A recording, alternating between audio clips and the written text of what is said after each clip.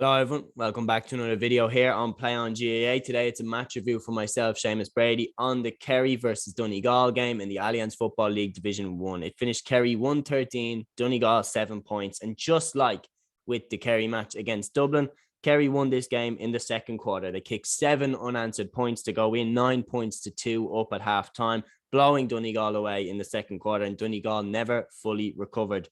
Interesting enough for Kerry, they are persisting with Jason Foley and Tyg Morley as the spine of the defence. I don't know why. I mean, I know it's the league, but that spine got torn apart by Tyrone in the All-Ireland semi-final. Shane Ryan is back in as the goalkeeper. It'll be an interesting one to see out of him and Shane Murphy, who Jack O'Connor goes with as the goalkeeper. Personally, I would go with Shane Murphy. I think his kickouts are more reliable.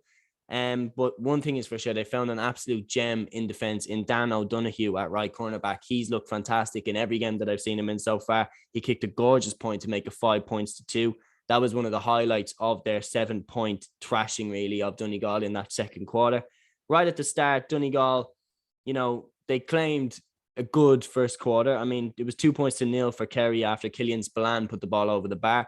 Then Gallagher fisted a point for Donegal after on Gallagher, that is, and Shane O'Donnell did the exact same to make it 2 points each. And then the barrage started for Kerry. I mean, the beautiful scores that they got. Seán O'Shea kicked a gorgeous one off his left. O'Donoghue hit one, like I mentioned, and David Clifford hit a classy point off his left foot. That made it 8-2. Kerry going at halftime, 9 points to 2 up. But Kerry, as Jack O'Connor mentioned, did the crucial work in the third quarter as well, because they held Donegal for 11 and a half minutes before Donegal managed to get a score. And bear in mind, this is Donegal playing with the Gale Force win now. Donegal finally got their point in the third quarter from Conor O'Donnell, but by then the game was really over. David Clifford had come on and he scored a freak goal. He was clearly going for a point. No one can tell me any different. He completely mishit the ball and Sean Patton made an absolute mess of it. It ends up in the back of the net. Patton didn't manage to get his ball behind it. It bounced right in front of him, which is really awkward for a goalkeeper. But it ends up in the back of the net. And just like that, it's 1-9 to Kerry, 3 points to Donegal, and the game is over. David Clifford somehow hits the crossbar with another point/goal effort soon after. And yeah, just like that, the game kind of peters out. Tony Brosnan hit a gorgeous pass into Seán O'Shea, who hand passed it over the bar. That was 1-11 to 7 points. And David Clifford hit the last point, really, that of note, really. Making it 1-12 to 7 points. Kerry tagged on another one and it finished Kerry-1-13, Donegal 7 points. What can Donegal take from this? I mean, Michael Murphy and Michael Langan were missing. They're obviously, in my opinion, they're two arguably most important players, along with the likes of Paddy McBurty and Owen Gallagher. But the key thing really for Donegal was, it was highlighted on the Sunday game, the lack of hard running, the lack of movement off the ball, runs off the shoulder, interplay. It was evident there that just the amount of times Niall O'Donnell and the like were on the ball in midfield and had no options, and they were constantly forced to recycle it, and they became very predictable. And especially with the Gale Force win, that they weren't moving the ball quick enough. They weren't any threat to the Kerry defence. And that's why I'm saying that with O'Connor, it's almost dangerous for Kerry, because when they were ran at in the All-Ireland semi-final against Tyrone, they parted like a knife to butter.